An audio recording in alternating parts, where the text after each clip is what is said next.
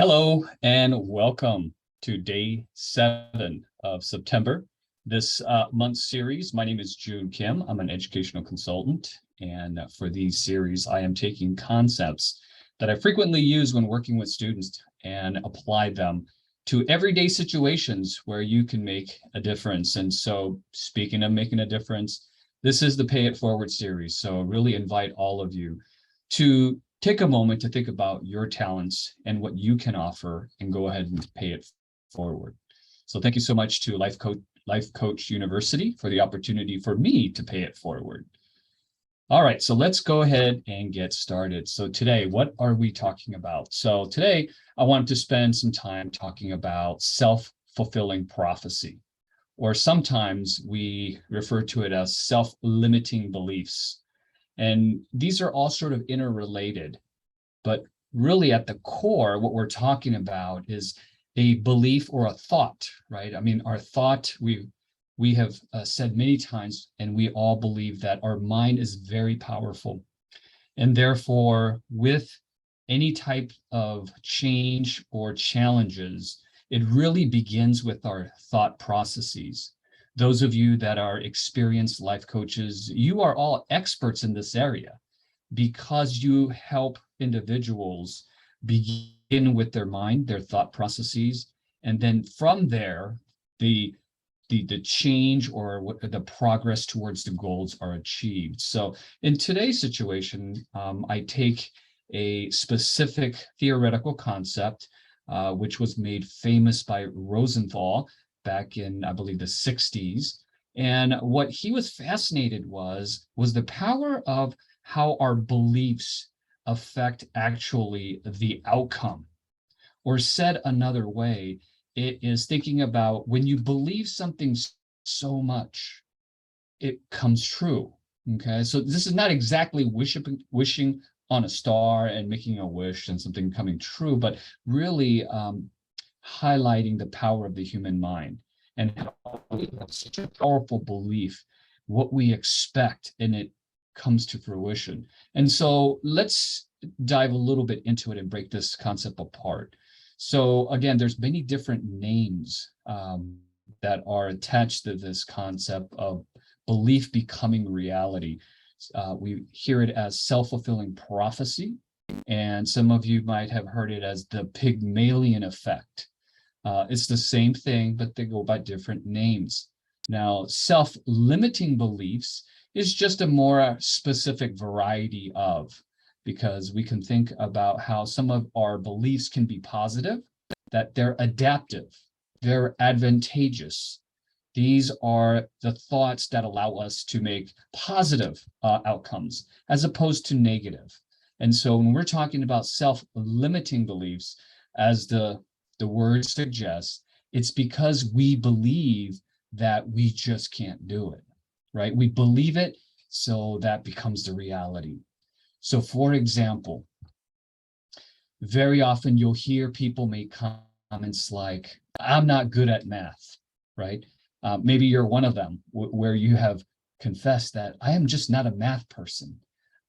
You believe that strong enough, guess what?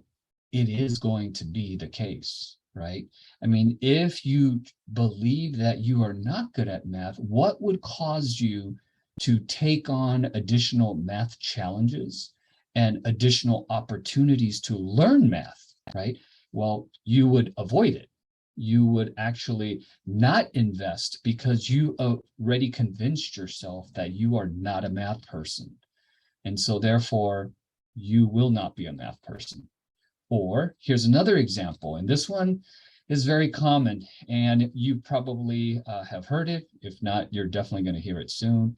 You're at an event, anything where there's a lot of people involved. Well, what's the first thing we do when we meet new people? We introduce ourselves, or if we're fortunate enough, there's somebody who's going to introduce us to others and vice versa.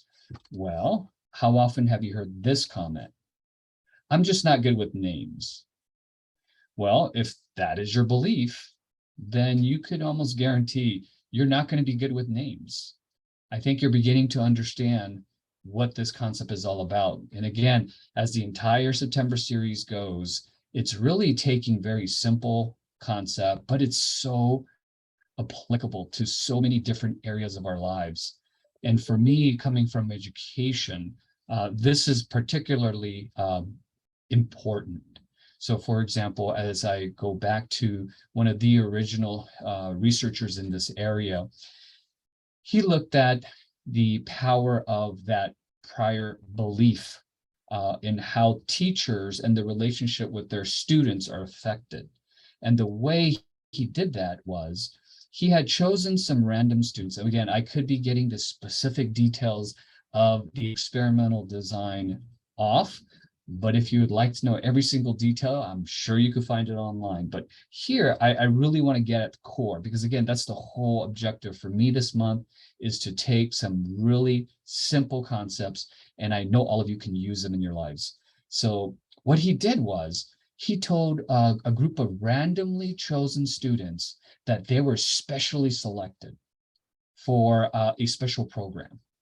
But these students really didn't know the truth, which is they weren't specially handpicked. They were randomly picked.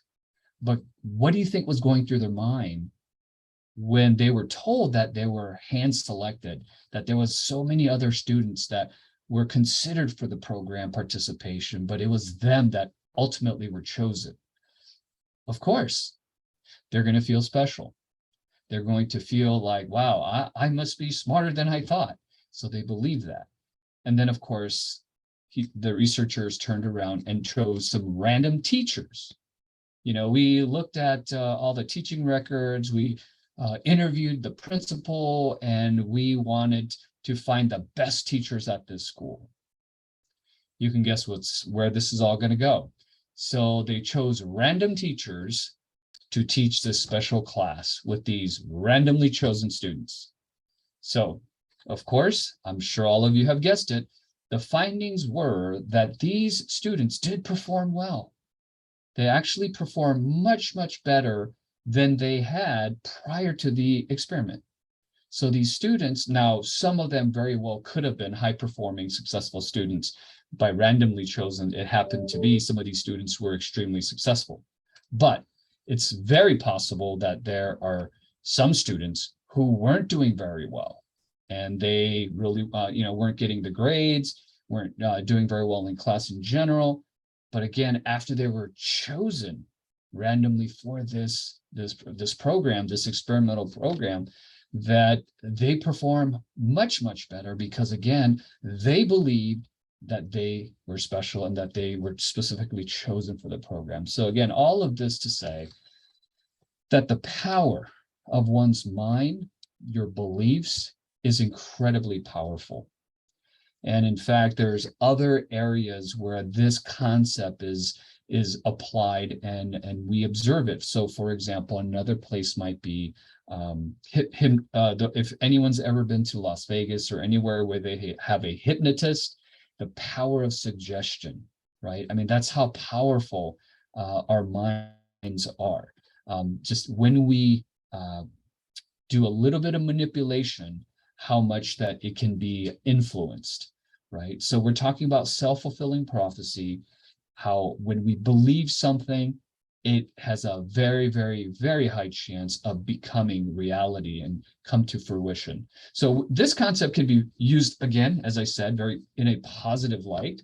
So in that specific example with Rosenthal's research, looking at students and teachers. So that's one way to do that.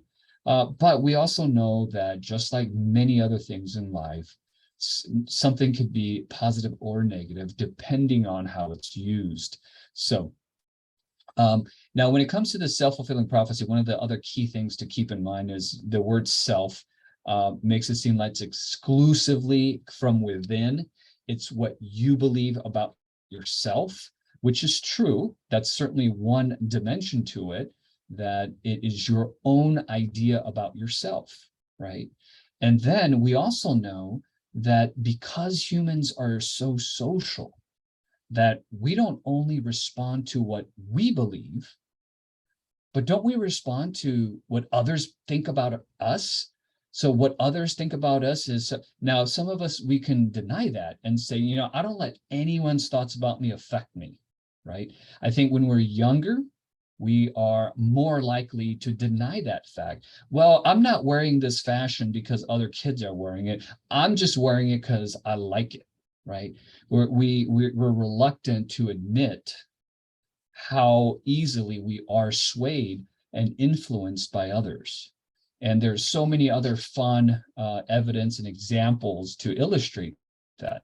But for the purposes of today's talk about self-fulfilling prophecy, knowing that we have these beliefs about ourselves, it is self-imposed. I'm not a good math person. I'm not very good at names. And so what happens also is we have to recognize that our beliefs, our mental sort of thoughts, not only just stay in that form, but it actually influences our behavior. I think if we just take a moment to think about that, our behavior doesn't just happen spontaneously out of thin air. Our behavior are the byproducts of our thoughts. And what do we know about our thoughts? We know that we have intentional thoughts, right? These are voluntary thoughts, things that we intentionally choose to think about. We are aware of them. However, we also have involuntary, or what we might call subconscious thoughts that we're not particularly aware is going on.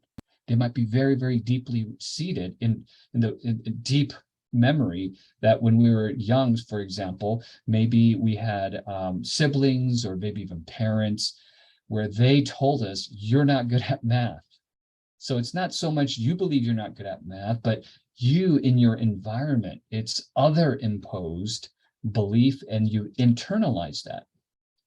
And so because that's the expectation from them, that is the assumption by them, you very much have little to no motivation to prove otherwise. Now, some of you might, however, counter that by saying, well, I'm a person, when people say I can't do something, I actually try even harder. That is true. But see, when you try harder and you want to take on and accept that challenge, you're going to engage in that activity more. You're willing to take on that activity. And what happens when we do more of something? We're going to get better at it. So, but I think if we're honest, prolonged environmental influence, it takes its toll. That when we have such an environment where others' expectations, and again, this is where, you know, we know these things as stereotypes. There's various stereotypes, and while we try really hard to shake those off, we have to accept the reality that there is a certain bit of influence that they have on us. And so it is this almost ongoing battle between environment and from within ourselves. And so the self-fulfilling prophecy is one of those things where we can begin to develop better habits. I think sometimes we begin by talking to ourselves, you know, I can do this, right? I've been practicing for months now. I know I could do this. And this is very closely tied with, there's a whole a wide array of different types of theories that all contain the word self.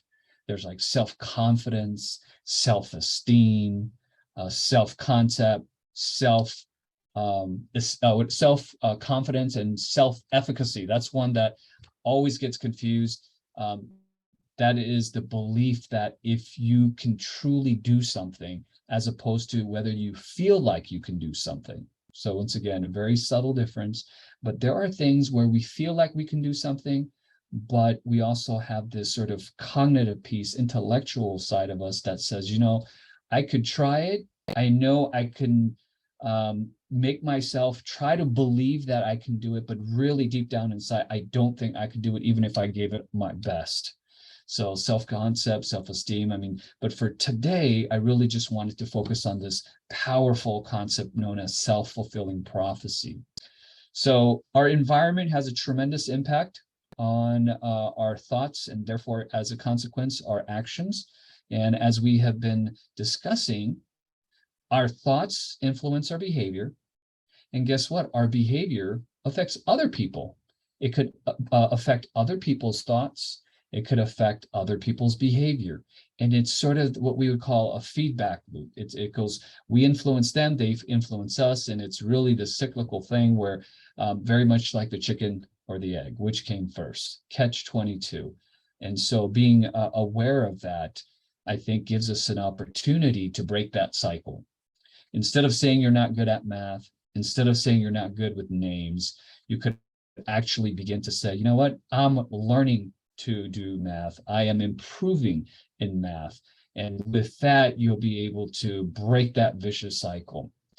One other fun illustration of the power of how our environments also affect our beliefs. Because remember, we know that our beliefs affect our behavior and then consequently our environment, but also it is bi-directional, right? We talked about the cyclical nature of this. And so there's a fun study involving fleas. Why fleas? Well, I think it's low budget. You don't need to invest a lot of money to get fleas. I also think that the ethical review boards are very forgiving when we're experimenting with fleas as opposed to human research subjects. So with these fleas, what they did was they took up a group of fleas and they randomly divided into two groups. And they put half of those fleas under a very short glass bell jar. The other group of fleas, they placed them under a very tall glass jar. Now, fleas, as I have come to learn, can jump the highest compared to its own height. So if humans had the same proportional jumping power of fleas, we would be able to jump over the Empire State Building. So all of this to say that the fleas can jump really high. They divided into two groups. One was a very short bell jar. Another one was a much taller bell jar. And they kept those fleas under those glass jars for several weeks. Obviously, fleas do what fleas do, which is they jump. They jump, jump, jump, jump, jump.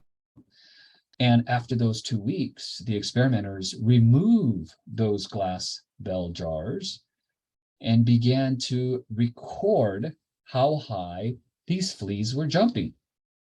I could already tell that you're thinking, and you probably already guessed it, correct, what these people observed.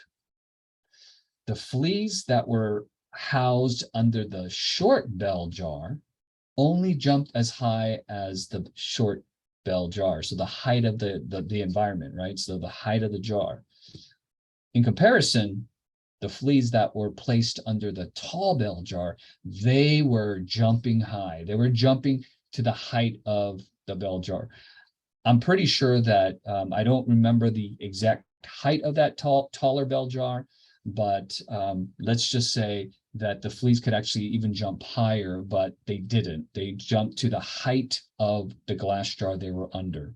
So the fleas that were placed under the tall bell jar jumped to the height of the tall jar. The fleas that were placed in the short jar only jumped to the height of the short jar.